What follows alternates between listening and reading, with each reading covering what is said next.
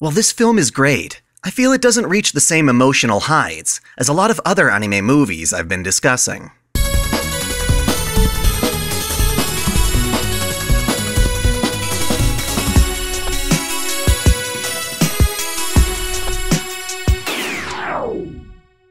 Welcome back to OtakuDaiKun! After all sorts of promotional materials, overwhelmingly positive YouTube reviews, and general critical acclaim, I finally had the chance to purchase and watch Liz and the Blue Bird, one of the latest Kyoto Animation films.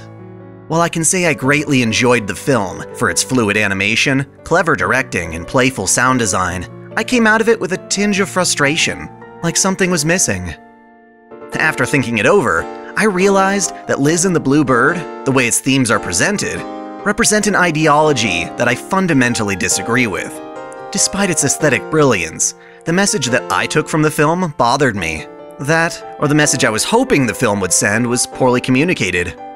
I'll be diving into the film to elaborate this opinion of mine, so if you don't want to be spoiled, you should go watch the movie first. After all, it is quite delightful, and I'm proud to own it. Just be aware that I'm about to spoil parts. Not that there are major plot twists or anything.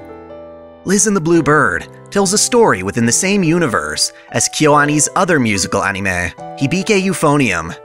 Thus, the film's gorgeous visuals and movements tie in closely to its soundtrack. Mundane aspects of life, details of motion, have a rhythmic quality, such as footsteps, skirt flutters, and the swaying of hair. It's clear the film uses these nonverbal cues to express itself and convey information, but it also shows how sometimes it's essential for people to flat out speak to one another.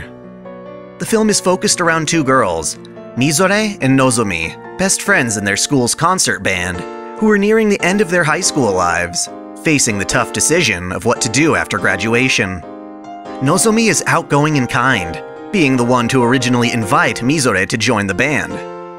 Mizore is a shy introvert who grows very attached to Nozomi, and despite not being so outspoken about their friendship, the film conveys just how special their bond is. In the concert band, Nozomi plays the flute, while Mizore plays the oboe.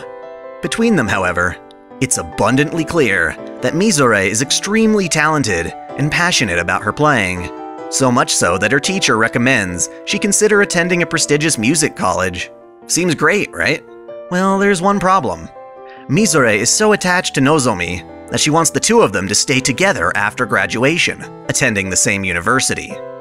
She's delighted when Nozomi considers attending the music school, but it turns out that Nozomi, while she loves playing the flute, she doesn't feel driven or talented enough to pursue it as an actual career. Nozomi would rather attend a normal university, but fears that doing so will pressure Mizore into doing the same. Essentially, Nozomi feels she's setting the pace of their future careers and doesn't want to hold Mizore back from maximizing her potential. This dilemma is mirrored by the musical piece they're performing in the band, based on the children's story, Liz and the Blue Bird. The story is about Liz, a lonely woman who is befriended by a cheerful blue-haired girl. They live and play together, such that Liz wants them to be together forever. That is, until Liz learns that the girl is actually a bird who took human form to be with her. She feels that by having the blue bird stay with her, she's holding the bird back from flying and soaring the skies. Not wanting to tie her friend down, Liz encourages the blue bird to spread her wings and fly away. Eventually, Mizore and Nozomi confront each other directly, confessing their feelings and laying everything out on the table. And the film ends with both girls choosing to go to different colleges, insinuating that their friendship is closer now than ever before. The last thing we see is the word disjoint on screen, as the dis gets crossed out to indicate their friendship is no longer disjointed. While the film is functionally sound, I found myself making a lot of assumptions about what was going on because of the film's lack of clarity in two key areas. The first has to do with Mizore's choice to attend music college. At no point in the film is it clear that Mizore desperately wants to attend this college. It's recommended to her by a teacher, and she only confirms her decision to apply when she thinks Nozomi is also going to. Further on, Nozomi is the one putting pressure on Mizore to attend, because she has the potential to succeed as a professional oboist. Mizore's agency simply isn't present in the film, nor is there any exploration of different solutions to their problem. Everyone just assumes that because Mizore is so talented, she simply must pursue and flourish that talent.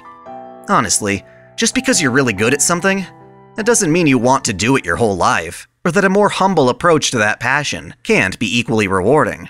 Also, while it could be considered unhealthy to plan your entire life around someone else without agency of your own, that doesn't mean being with someone else can't be a dream in itself, the result of your agency.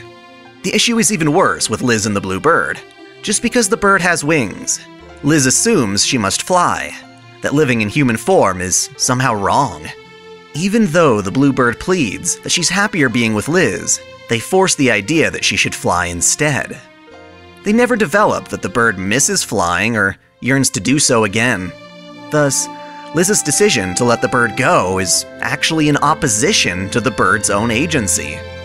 Hell, KyoAni's own anime, Clannad, emphasizes this clear as day.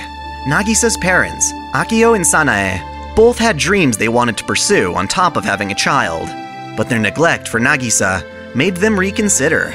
They decided to compromise their dreams and start a bakery so they could spend more time with their daughter. When Nagisa fears she ruined her parents' dreams, Akio has to emphasize that Nagisa became their dream, a dream far more rewarding than their careers could have ever been. Thinking progressively, there's no reason Mizore and Nozomi couldn't go to the same school, live together, and be together forever, making compromises to stay together. Again, in Clannad After Story, Tomoya is able to graduate high school before Nagisa, and he chooses to stick around working at the bakery to take care of her. Even after Nagisa graduates, Tomoya is perfectly happy, getting a difficult yet ordinary job to support his life with her. There's nothing wrong with friends and family being your dream. Admittedly, there's also no reason that pursuing separate schools and careers means two friends can't stay together. This is what the film seems to settle on, and as much as I agree with this, I would have loved to see a brief glimpse into these two girls' futures, to show that despite going different ways, they still remain in close contact. Just imagine Nozomi, as an adult, attending one of Mizore's solo performances, or something like that. Looking at another KyoAni series, Free, we can see how, despite living in two different countries, Haru and Rin remain in contact, while pursuing their dreams. Perhaps that, right there, is the missing piece that would have ascended this film to a level on par with anime's greatest films.